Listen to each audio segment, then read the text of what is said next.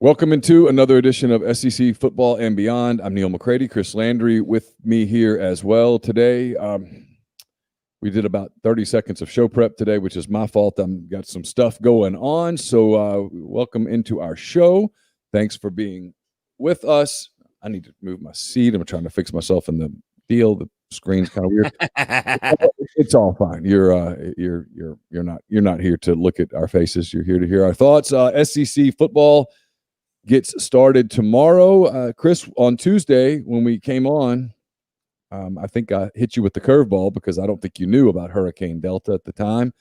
I told you that Hurricane Delta was out there in the Yucatan Peninsula and was threatening the weekend. And sure enough, it has impacted two games, one a lot, one a little. LSU and Missouri were scheduled to play at 8 o'clock on Saturday in Baton Rouge. Instead, they will play at 11 a.m. tomorrow in Columbia, Missouri. Ole Miss and Alabama were scheduled to kick off at 5 p.m. in Oxford tomorrow. Instead, they will kick off at 6:30 in Oxford, so not quite as big of a deal there. But sure enough, Hurricane Delta had a little impact. I think it shows you, Chris, just how much the fact that the LSU game was moved to Missouri, and the fact that the Ole Miss game wasn't moved. Ole Miss and Alabama had a mutual open date on November the 7th, where I think in a normal year, they may have moved that game. It shows you just how serious the league is about getting these games in, about saving the schedule flexibility in the event of a COVID issue.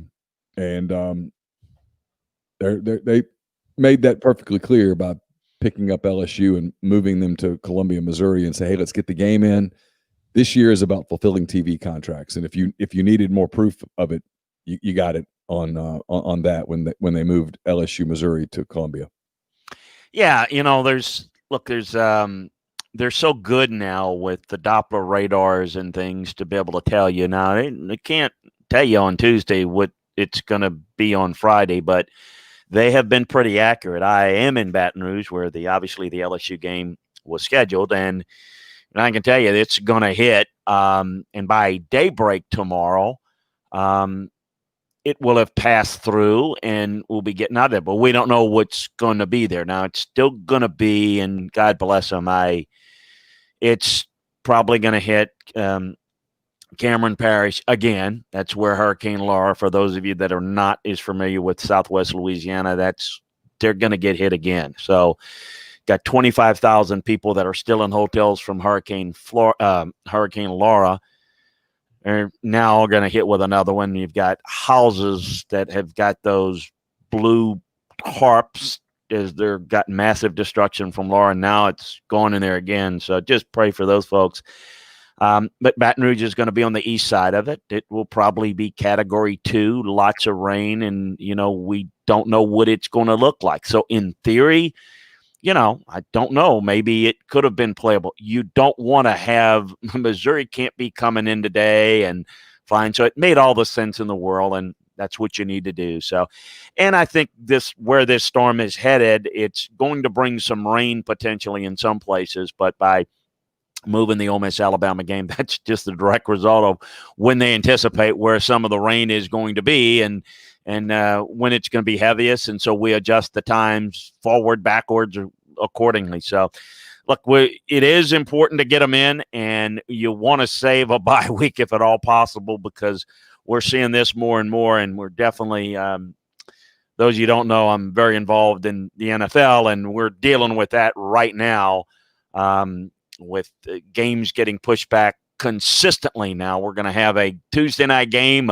We got Tuesday night football and another Monday night doubleheader in the NFL. So dealing with the COVID issue is something that's still potentially out there with the cooler weather around the country. So having those open dates available to maneuver because of that's important. So if you can skirt around the weather, and hey, I look the bright side. This is the first time you realize this is the first time ever that the LSU Tigers have played in Columbia, Missouri, ever, 127 years. So they get to do something that they've never done. Well, that'll be exciting to go to Missouri and play a game. Yeah. I mean, I've never done it. Yeah. Not a long history. And, but anyway, in fact, that was the first game that Ed Orgeron coaches, the interim coach, was against Missouri in Tiger Stadium. Oh, is that right? I didn't remember that. Yeah, when he took over after the loser go home bowl with Gus and Les. Remember the Oh, yeah. LSU scored on the last play, and then it was Oh, yeah, for it sure. was turned back, and Gus with the sweater vest is saying, "Yay!" and "Woo!" and Gus is still there, and Les, God bless him, we wish him well. Les Miles was announced that he came down with COVID, and so we wish him the best. As this is certainly an issue that we're having no laughing matter. So. Oh, no, not a laughing matter at all. But I suspect Les will be fine. I've hit the point where I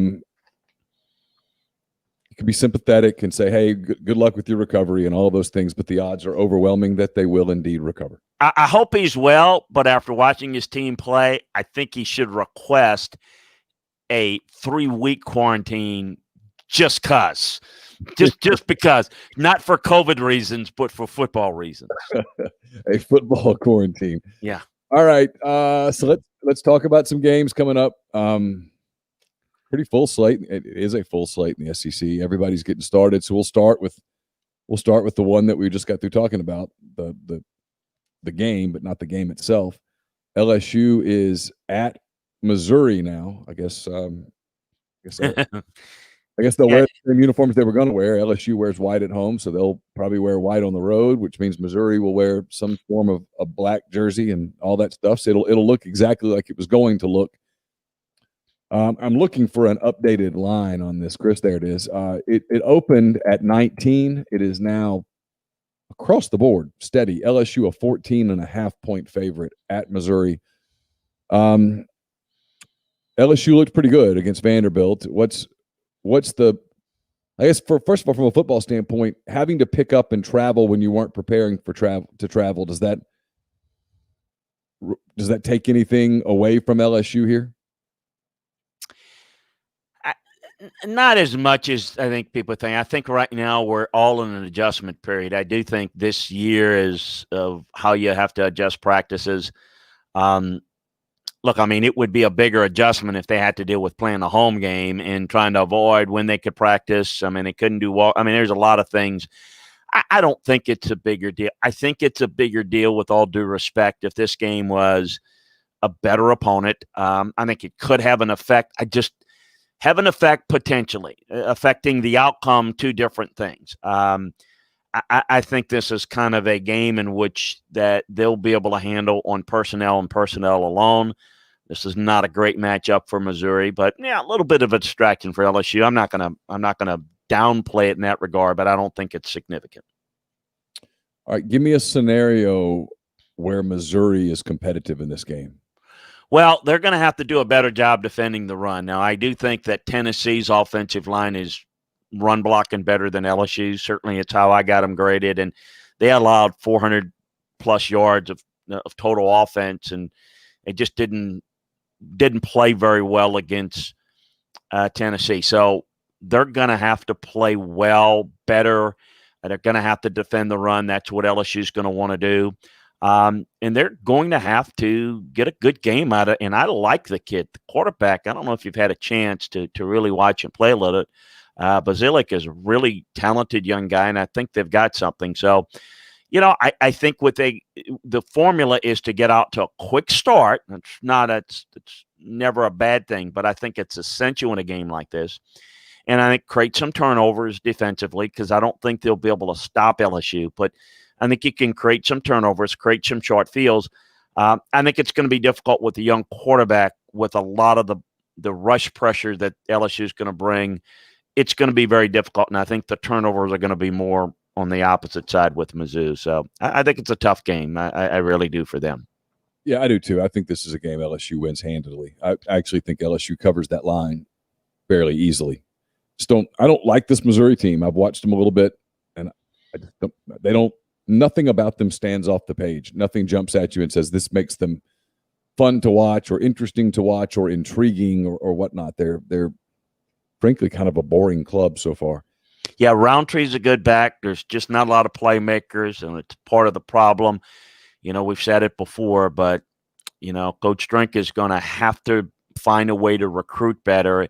and kind of raise that. That was something that Barry wasn't an ideal fit for, even though he was a Mizzou guy. And I don't know that Eli's going to be able to do it, but can he do? And I would say that there's a little bit of a parallel, not just because they're adjoining states, but, he's got to do a little bit what we've seen maybe a Sam Pittman do. But, we've not seen the early results from Mizzou.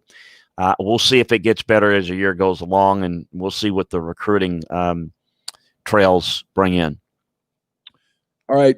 South Carolina is not right. Yeah, it is. South Carolina's at Vanderbilt. This line opened at 11. This is a 11 a.m. game also. This game will be on SEC Network. By the way, the LSU-Missouri game will be on the SEC Network alternate channel, is my understanding.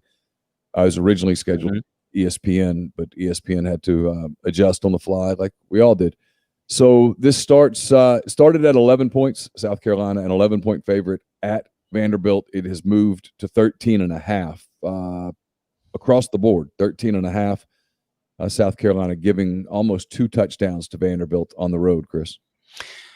Yeah, in the loss to Florida and the vitriol that is following Will Muschamp, and listen, I get it, he's been there a while, and you don't see maybe a lot of progress if you're a South Carolina fan.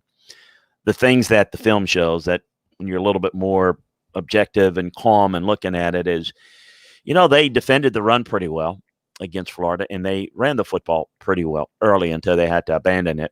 And that's what you have to do against Florida's offense when you get behind. They'll be able to control this game. This is a not a statement game, but a game in which you have to make a statement. What's the difference? Well, in my mind, this is a team that you need to kind of hammer. You need to play well. You need to show, hey, look, kind of we grow from it. And we know it's really more to do with who the opponents are.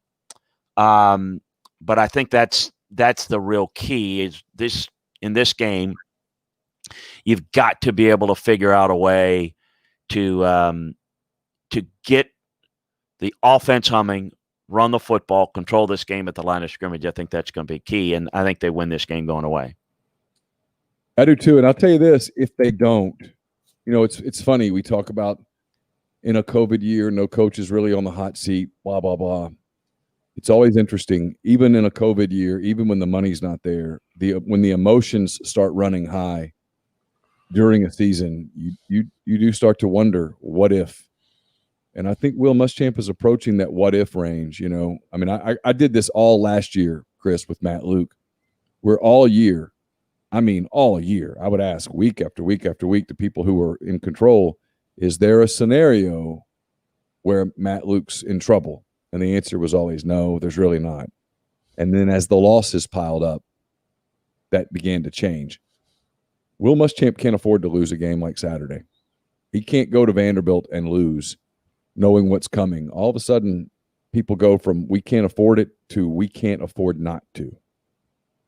Yeah, I don't think losing this is going to be an issue. I do think that an ugly win, and I don't really believe in ugly wins, but from a fan and media standpoint, a win in which you don't dominate a Vanderbilt and you show that, hey, you're just a little bit better than them and win, I think might fall into the category not as bad as a loss, but, man, this is just piling up. And then because there are going to be losses coming up on the schedule, and if you not able to handle it, if they have a game like A&M had against Vanderbilt, it's going to be another, hey, look at this. Look, let's call it what it is. Will is going to be replaced. It's not if, it's when. And it's just going to be a matter of as you say, it's whether they feel like they can come up with the money now and whether they want to do it, or whether the apathy is so great that they can't not afford to do it. I think it may involve some other issues. You've got a president there at that school that has kind of been involved in West Point, and he kind of takes credit for, reviving that program with his coaching hire there, Coach Munkin. And he's kind of had some goofy comments at the end of last year, but I think he is poised to try to make a move on Ray Tanner, maybe. And, obviously the head coaching position at some point. If it's this year, don't know. But I don't know that unless the complete collapse, and this would classify that, but I think it's even still early. But I think Will is definitely on on the watch list was at the beginning of the year, and I have a hard time seeing how he survives, and only would survive this year in a COVID year. All right, Florida. This is an interesting game. One that I really want to get your thoughts on. Florida at Texas A&M. It's an 11 a.m. Central game. You can see it on ESPN. The Gators opened as a 6-point favorite. And this line, depending on where you are, whether you're at Bovada where it's 7, or if you're at Bet Online, it's 6.5, 6.5, 6.5, 7. This line's 6.5 to 7 points, so the line has jumped just a little bit. Florida, a 6.5-point favorite seems to be the consensus at Texas A&M. If you had told me before the season started that the line on this game, Chris, was 6.5, I would have guessed that Texas A&M was a 6.5-point favorite. Ooh. Really? Okay. Yeah, well, I mean, we do this. We in the media do this every single year. We hype Texas A&M. This is the year that Texas A&M becomes a contender. No, this is the year that Texas A&M becomes a contender. No, this is absolutely the year that Texas A&M emerges as an elite SEC player. It hasn't happened. They're 1-1. They did not look good against Vanderbilt. They got thumped by Alabama. Proving that they're nowhere close to the Crimson Tide. And here we are against Florida, a Florida team that has looked good, a Florida offense that has been dynamic. Florida 2-0, they've beaten Ole Miss, they've beaten South Carolina, and here they go into College Station for a 11 o'clock kick. You're higher on the Aggies than I am. Do you think Texas A&M has a chance to win this game? No, I'm not high on them. I'm just more realistic. Like, for example, I certainly didn't see it that way. I see Florida as a 12 to 14-point better team on talent. But in August now, I mean, they're just that much better. They have more playmakers. They have more talent. I don't get into the hype of. I mean, A&M is what it is. I think the biggest problem with A&M is that they have been overhyped. The expectations are too high. When I say too high, I'm not saying you shouldn't aspire to be better, but because you want to be doesn't mean you are. A&M's not there. I guess where I am on A&M is I have a little bit more of a feeling of, look, it's going to take time, and I realize there's no patience and all that, but I don't like the progress I'm seeing on the field this year, but I don't think they're anywhere close to Alabama or Georgia or Florida. I don't think they are. I mean, I think Florida, talent-wise, should win this game on the road by 14, 17 points. I really do. Now, I don't know what's going to happen, but that's how I see it personally. I just think Florida's that much better. Yeah. See, I think where you and I are a little different is I think you think Texas A&M has a better chance of getting to that place down the road than I do. Yeah, I do. You can get there. But you know what? Just because you can doesn't mean you will. Yes, Texas and Oklahoma could be what Clemson is. They're not, and they may never get there. But that's because they don't have the right people in place. Yeah. A&M could be there. Now, they've never been there. No, they haven't. But they've never been in the SEC with the facilities. They have the ability to. Now, is Jimbo going to be able to do it or not? That's going to be up to Jimbo. I think there's still a chance that it's going to be better. I don't know that A&M. I think what it is, Neil, is when you pay somebody that amount of money, they think, and he's a Nick Saban disciple, that he's going to do what Nick Saban does. A&M's not Alabama. B, Jimbo's not Nick. So that's not going to happen. So when you take that off the table, I see it a little bit more realistically that I could see A&M being a really good program where it's, outside of Alabama, they could do what Auburn and LSU's done. And I'm not talking about LSU last year, but kind of in that range. That's where I see A&M potentially. Now, is Jimbo going to be able to do it? I think he can. And I do think he will, but I don't know that. Obviously, I don't. There's no way to know that for certain. Yeah, it's the fun part of doing a show like this is one of us will be right, one of us will be wrong. I don't think he can, and I don't think he will. And that's me. I know that there's a lot of money there and there's a lot of stuff. There's also a lot of weirdness there. It's a different kind of place, and I don't know that it's for everybody. And I don't know that they can I don't know that they can recruit at the same level as a lot of teams in the SEC. Not just that upper crust elite, but a lot of teams. I think there are some issues there that create that. The CBS game, and probably if you were to really pin people down, the most potentially intriguing game of the day. Tennessee is at Georgia. It's a 3:30 Eastern kick, 2:30 Central on CBS. This line, Chris, opened at minus 14.5. The Bulldogs a 14.5 point favorite. It has dropped across the board to 12.5. So Georgia a 12.5 point favorite. Both teams unbeaten so far, 2-0 in the season. Georgia has wins over Arkansas and Auburn. Tennessee has wins over South Carolina and Missouri. The Vols getting 12.5 going into Georgia. This obviously is a measuring stick sort of game, I think, for Jeremy Pruitt and Tennessee. Even if it doesn't win, an opportunity to say, hey, we're more in this, we're closer to this than we've been in the past. We're a program on the rise, and an opportunity for Georgia to get to 3-0 before they head to Alabama next week for the showdown that I think everybody's waiting on. Yeah, I do think it matters how it looks, particularly for upcoming programs. We just talked about A&M. A&M doesn't look good against Vanderbilt. They didn't look good in getting dominated by Alabama. Well, Tennessee, and if you take, the schedule, that A&M would probably be unbeaten, but they haven't looked as good. Tennessee's look good. They look good against Missouri. They've done what they needed to do, and they did, I thought, a really good job at the line of scrimmage the first 2 weeks. And I think South Carolina is a game that in a team you could look at and say, well, wait a minute, that's a program that's been there a while. Well, you can look at it and say, Jeremy Pruitt, look at him. And look at where he's got them versus Will at this stage of South Carolina. Yeah. And so you've got now Auburn getting hammered by Georgia. If Tennessee can go in, play Georgia competitively, get this into the second half and into the fourth quarter, and I think Georgia will win, but it's competitive. And it doesn't look like, oh, you're just a complete beatdown like Auburn looked against Georgia. Like it looked like, it was a completely different. If Tennessee can show that, then no one will be, will say it publicly, but a lot of fan base will be realistic enough to say, hey, you know what? Yeah. We're not there yet, but we're making progress. Yeah. So it does matter how it looks. And I do think they match up better at the line of scrimmage, Neil. They have an offensive line that's better, significantly better than Auburn's.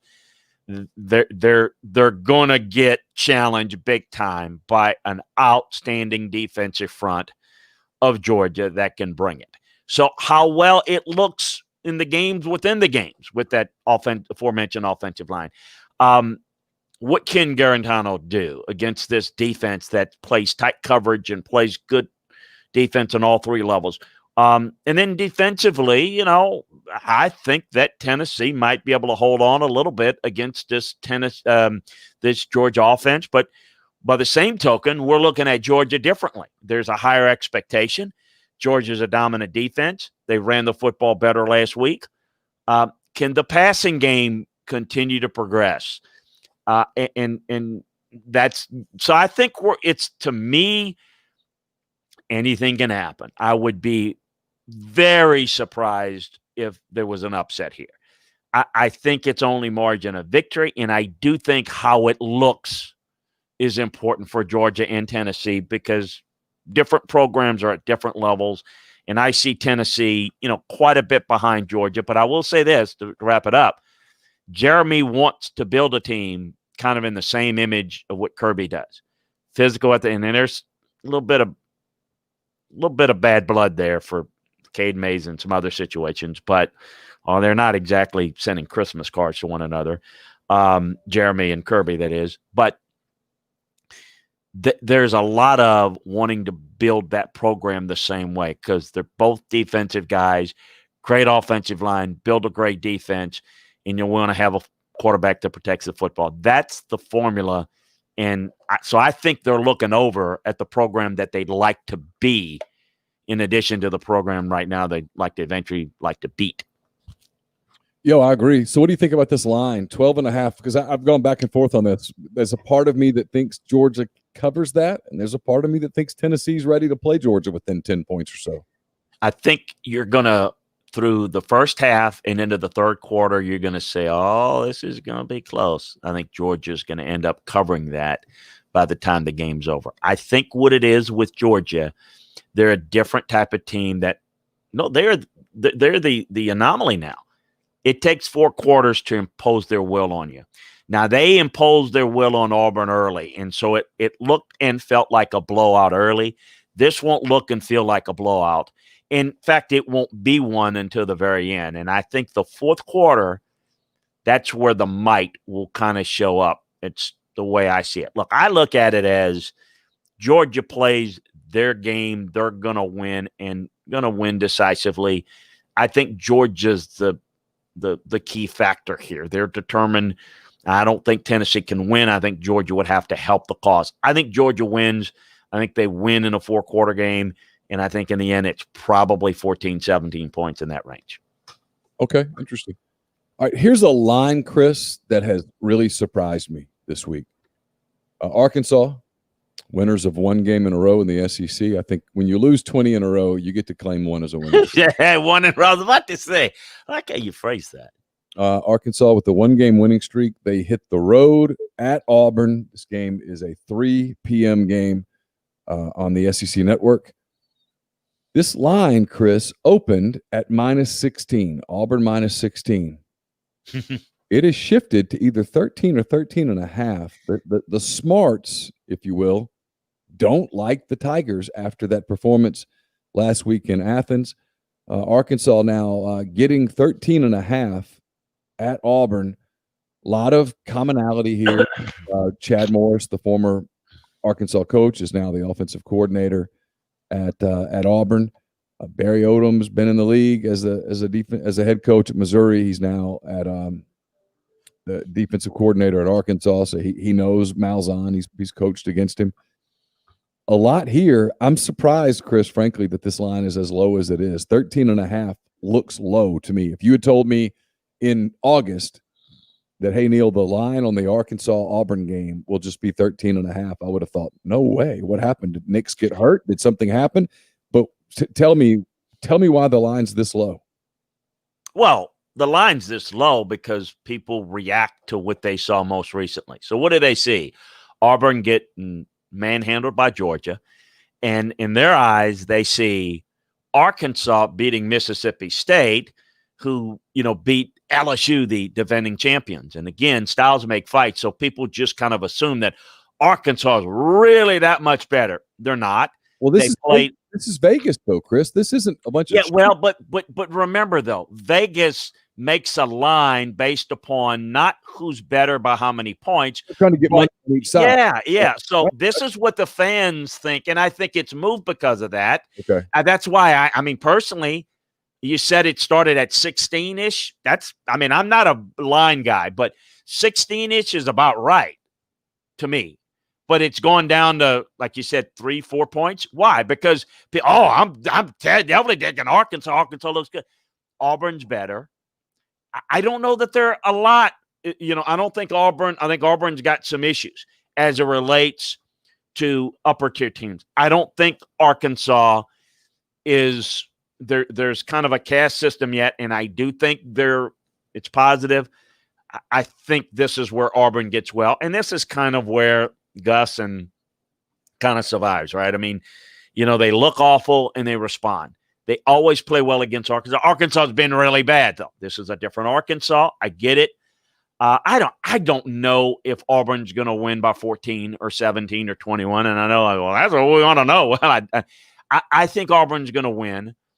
And I think we saw them against Kentucky struggle. Kentucky's better than Arkansas.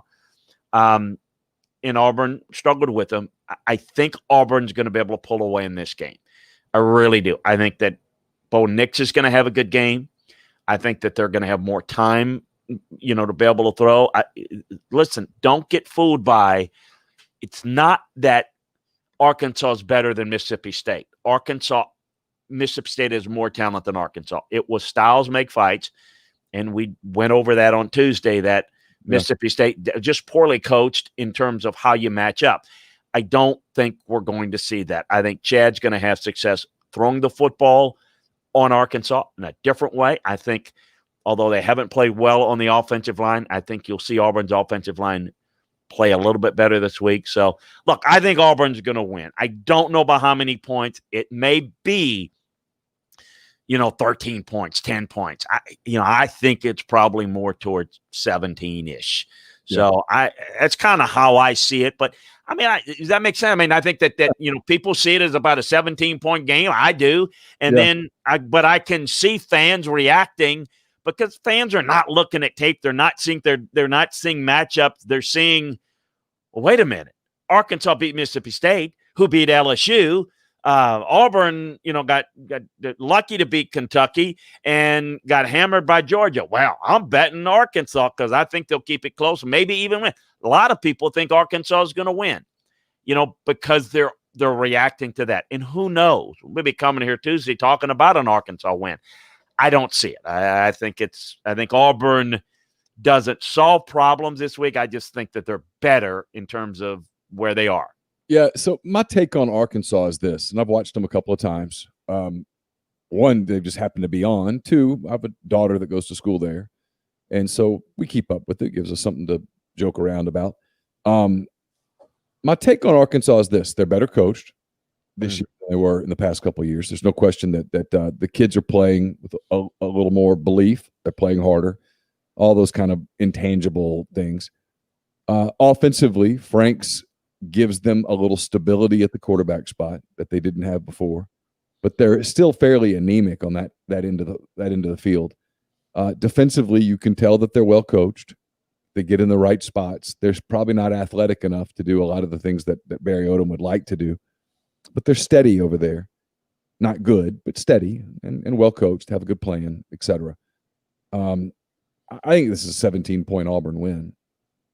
I think Auburn has some flaws. They've been exposed a little bit, but I still think Auburn's a really good team, and I just don't think Arkansas is ready to compete at this level. I don't. I think Arkansas is going to lose a bunch of games. Like Ole Miss goes to Arkansas next week, and when I look at that game in my mind's eye, I see an Ole Miss win, and I see a fairly convincing Ole Miss win because I think Ole Miss is going to score a lot of points against that defense. But we'll talk about that next week. But I don't know. Arkansas is better than they were. If I'm an Arkansas fan, I'm certainly encouraged by what I've seen in the first two weeks, with the way that the Hogs played against Georgia, and obviously the way that they went to Mississippi State, had a great plan, executed that plan, and won an emotional game. And I do think when you get a win after losing 20 in a row, it gets easier to win. It's easier to win the second time than it is the first time, always.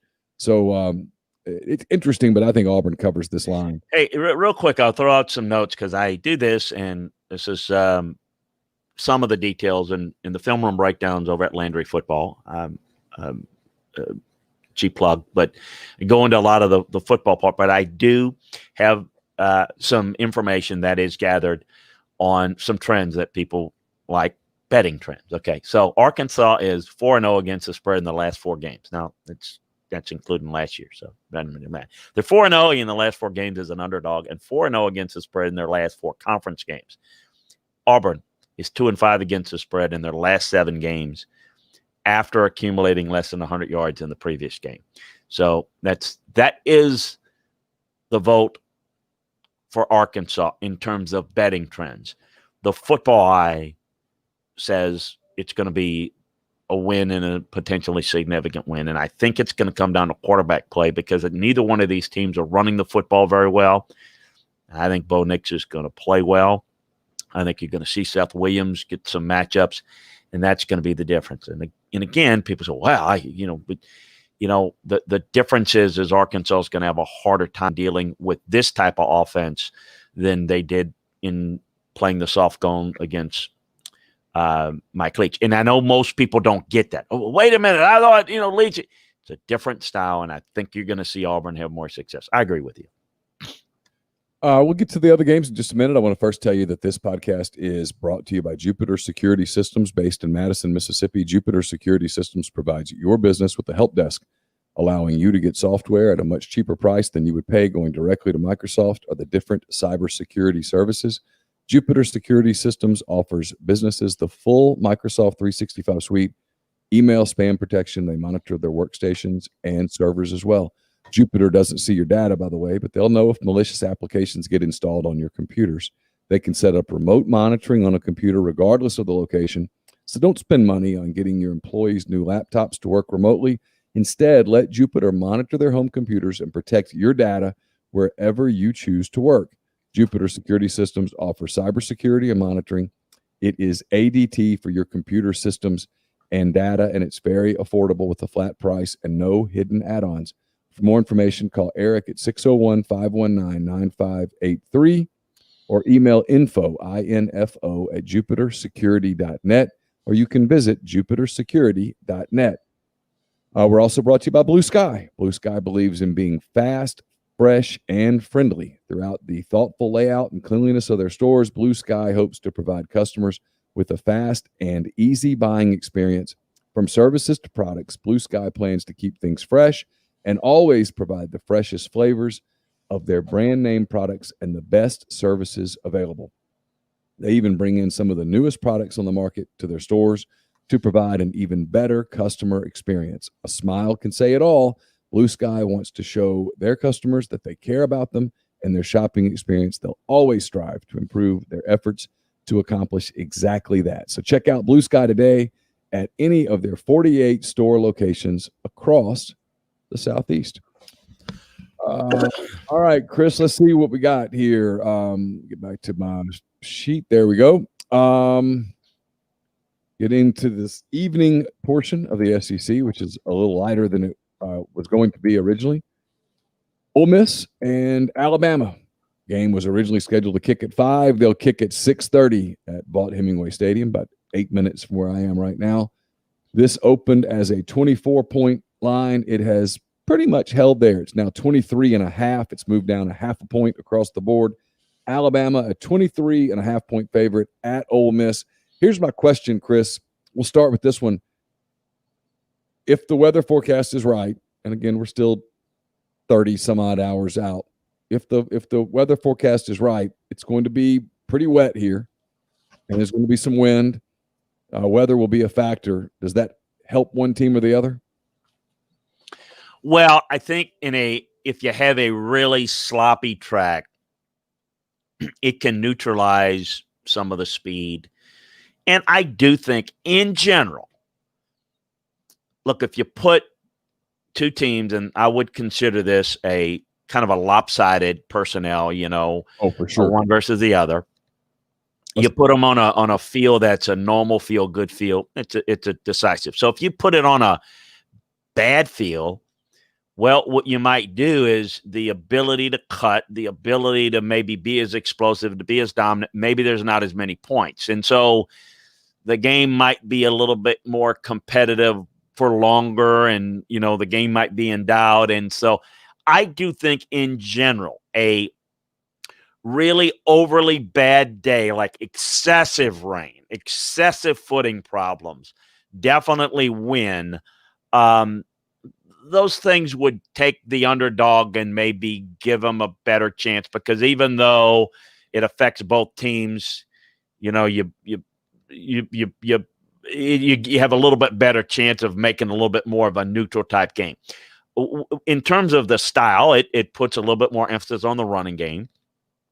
But if it's windy, if it's not windy, Neil, I really believe that it's a good time to throw. If it's a wet field and it's a cutting problem, that's when you really want to throw, because the toughest guys that have to change direction are the defenders. So I think you want to be able to throw it. And now, wet ball and being able to throw it accurately, those are some issues there. But if it's not overly windy, I think you can throw it, because I think you've got a greater chance of a defender, misstepping or just losing his footing, and a guy runs free. I like to play a little bit more zone in really, really wet weather, but you still got to play man principles in zone. So it's a long way of saying, yeah, if it's really bad inclement weather, it helps Ole Miss to a point. I still think this is a game that just doesn't match up because they can't defend the run. They're really undersized. They really they can't get off blocks, and this is an offensive line that's as good as any in the country, and Alabama will have their way, and I think they'll be able to have some explosive plays off of it, and I think Ole Miss will get some points and plays, but I just not going to be enough to match Alabama. Yeah, it's why I picked Alabama to cover this line. It's I know there's a couple the weather, and then Alabama's got a game at Georgia next week, so once the game is in hand, Nick has to at least start thinking about, hey, getting guys off the field, preserving everybody for next week, because Georgia is capable of beating Alabama. Ole Miss isn't. So from a line standpoint, I could see a backdoor cover, some things like that. Ole Miss offensively has been terrific, and I think they'll score some points on Alabama. I think they're going to score points on everybody. But defensively, Ole Miss can't stop the run. Ole Miss hasn't proven that it can stop the pass. It can't get to the quarterback with any degree of consistency. They don't tackle well so far. That's a lot going against a team like Alabama. It might not hurt them against a team like Arkansas next week, against South Carolina later, against some of those kinds of games, Vanderbilt. There's still some – I think there's I think suddenly some of the games before the season that I didn't think were winnable for Ole Miss, Auburn, Texas A&M. I still think Ole Miss is an underdog in those games, but not as prohibitive as an underdog as I thought they would have been. This is not the case. Alabama, to me, is the best team in the league. I don't think it's particularly close. Jones has played terrific. Waddle's been great. Smith is a weapon. They can run the football. They're very good up front, like you mentioned. I don't know that this is the dominant Alabama defense that they've had in the past, but it's plenty good.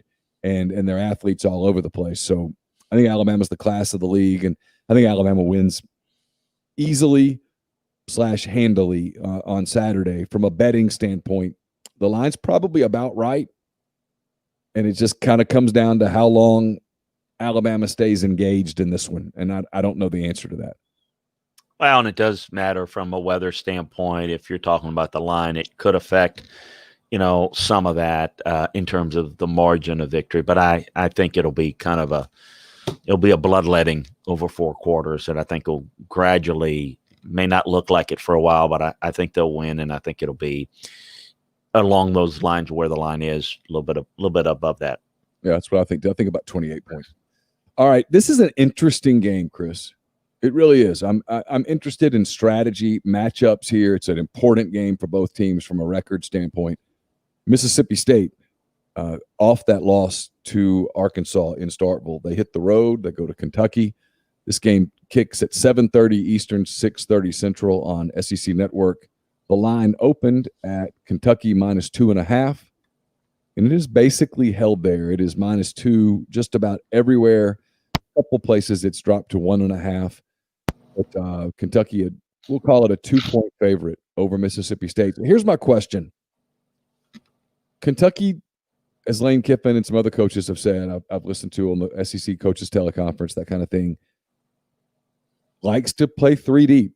They cover 3. That's their coverage. That's what they do. That's who they are. Against Mississippi State, against a Mike Leach offense, it's my understanding that you need to switch it up. You don't want to give them one look. They can pick one look apart. Strategically, if you're Kentucky defensively getting ready to face Mississippi State, what do you try to do? Well, cover 3 obviously really prevents you from getting beat on the deep ball, but you can play it a little bit different where what you've got to do is the key is underneath. How you defend the crossers. I think you got to zone up. I think you got to get some zone drops, and you've got to play well and tackle well in space. And I think Kentucky will do that very well. Mississippi State's not going to attack you deep. They'll attack you, horizontally.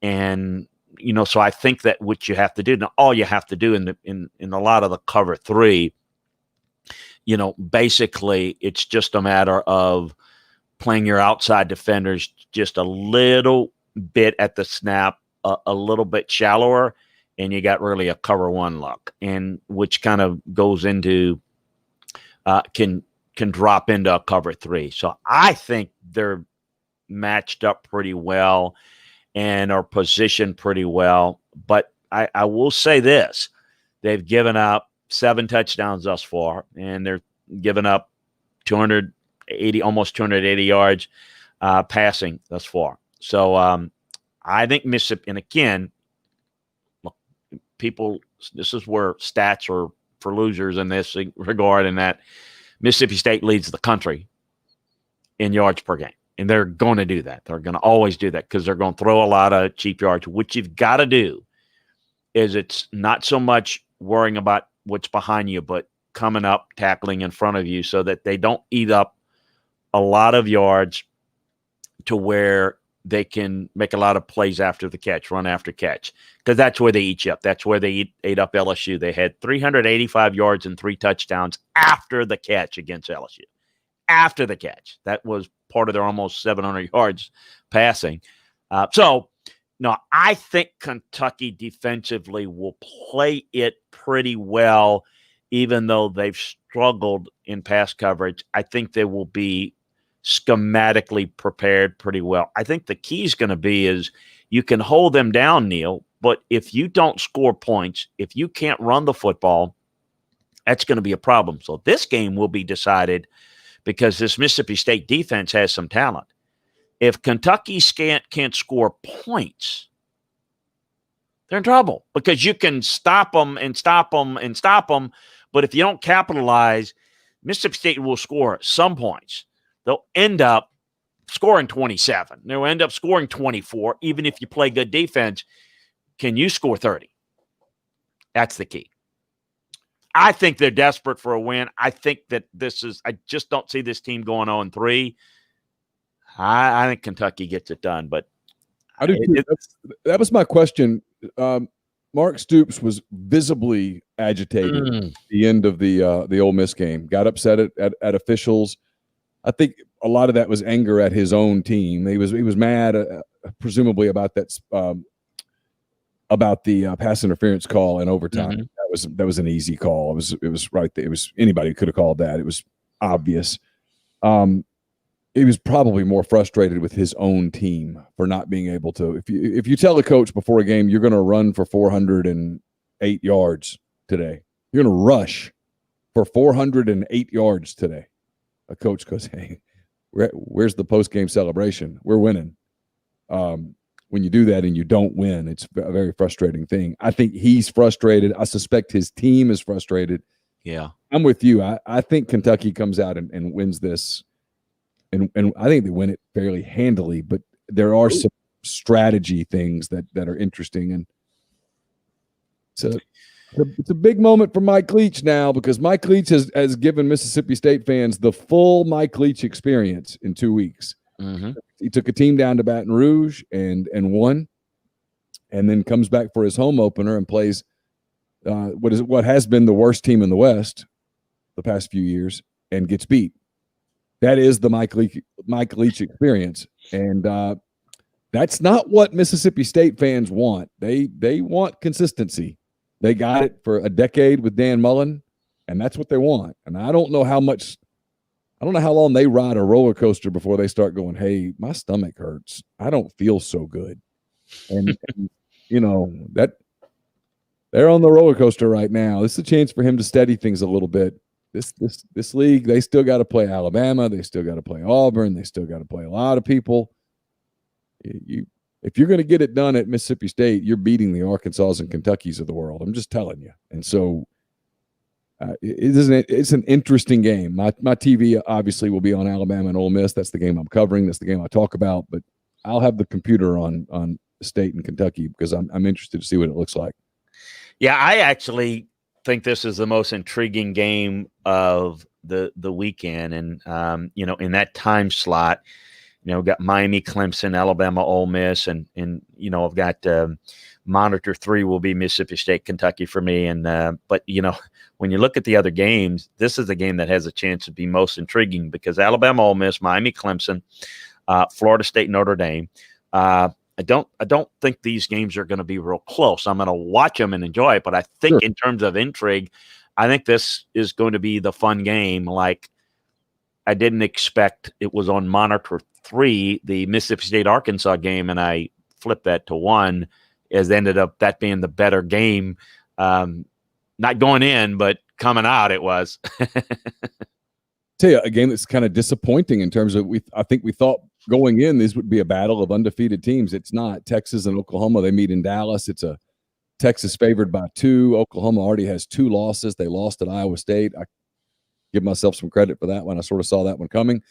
And here we are, OU 1-2 with Texas coming into Dallas to play in what's usually the big. This can almost be a sad game. I don't know what the attendance is allowed to be, but this is such a cool game, where half the stadium is red and half the stadium is orange, and the state fair is going on underneath, and it's kind of neat. And now there's no state fair and limited fans, and the 2 teams aren't off to good starts, and it's kind of 2020 in a freaking nutshell is what it is, Chris. May take 50 to win it. And, Texas is awful on defense. They've got Sam Ehlinger. Oklahoma is awful on defense. Yes. They've got a really good young quarterback, but their offense is not supersonic good. So the offensive line has struggled. Creed Humphrey has played well, center, but they've not gotten good play up front. And so it really started to affect them. Kansas State got good pressure. Hubert and those guys came off the edge, and you saw it again against Iowa State. So the issue, like with Oklahoma, is that they've been able to overcome it with their offense, been able to kind of win games. Now it's still their strength, but their strength is not as good as it has been, and the defense is, well, it's just every bit as bad as it has been. In fact, even worse. You've got a really talented young quarterback that can fling it, and I think it's going to be really good. And you've got a great competitive Sam Ehlinger that, usually finds ways to bail his team out. So you can really make a case, because in terms of importance, this game has dropped, because right now, they're all going to need some help to get back in the Big 12 race. Particularly Oklahoma, who's down 0-2. And imagine going 0-3. Let me say it, 0-3. And this is not on the young quarterback at Oklahoma, but do you realize in the history of Oklahoma football, no starting quarterback in the history of Oklahoma has ever been 0-2 in the Big 8/Big 12, ever. Now, again, it's not because of Spencer Rattler, but regardless of the reason, just really weird. Just goes to show you how dominant they've been over the years in the relative conferences. So they could go 0-3, or Texas drops their second game, and it's really bad. But in terms of just if you're watching games, if you just like the go up and down the field, this ought to be a lot of fun. Ought to be a lot of points. It won't be over, because you can wipe out a 17-point lead like nothing in these games. I mean, it's just going to be real interesting in terms of the style, but it's not going to be much defense. It's going to be the offense, and the only way the offenses get stopped is if they stop themselves. Any quick thoughts on Virginia Tech, North Carolina? Yeah, I do. I really, North Carolina's got to get a little bit better on defense. They've kind of not played like I think they need to play. Virginia Tech is playing better. They've had a lot of guys out sitting to COVID. Carolina's at home, got a little bit more explosive playmakers, but to me, this is the most intriguing game of the early slate of kind of where this might go. So North Carolina a little bit at home, like their playmakers a little bit more, give them a little bit of an edge, but this is one it could go really either way. You had to be super impressed with my Bears last night, right? I mean, by the way, yes, I did actually, believe it or not. I did not, as long as I've known you, we've never had the conversation about your affinity with Chicago sports. I didn't know. You told me in one of our first podcasts that you're big Bears fans, Cup fan, and all that. Yeah. And so last night, as I'm watching it, I actually thought of you, because we're doing a podcast, and I'm thinking, boy, O'Neill ought to be happy. In fact, I'm glad you brought it up, because I need to bring it up tomorrow, and I just not the game didn't forget my mind, but it forget my mind to bring it up. Very impressed, and I have 4-1. I don't care how you get there. You just get it. You just get them and you lock them in and move on. No, that's right. It's this is one of those. Look at the scorecard and put in the par. It doesn't matter that you hit it in the woods behind a tree and hit a recovery and made a long putt or chipped it in. A 4 is a 4 is a 4. Same as the guy that hit it 3 feet from the hole and missed the birdie putt. It just right now they're scrambling, but you know what? They're playing good situational ball, and they were able to play good enough defensively, and give them a lot of credit. Nick Foles is a good relief pitcher. It's like, can he play long relief all year is what you want to do. So, look, you got to bank those wins, and they're gonna need them, and they're right in there. And it on film it doesn't look overly impressive. But it doesn't matter. Get wins, and they'll take a few more of those. I can tell you that. Chris, if the Bears were a restaurant, they would be telling the patrons as they leave, "Hey, you're not hungry anymore, right? You got fed, right?" That's right. It wouldn't. That's right. Yeah. Visit me, right. But that's right. At least we're open, right? Yeah. Didn't you? Yeah, that's right. I'm looking at the week that is coming up in the NFL. Atlanta, a 1-point favorite. Their change is coming there. Cincinnati, Baltimore, not a lot of great games. Giants and Dallas, normally a great game. No one's watching that. Indianapolis and Cleveland should be interesting. That's the really intriguing game. Both Cleveland and Indianapolis playing pretty well. Indianapolis is starting to play better.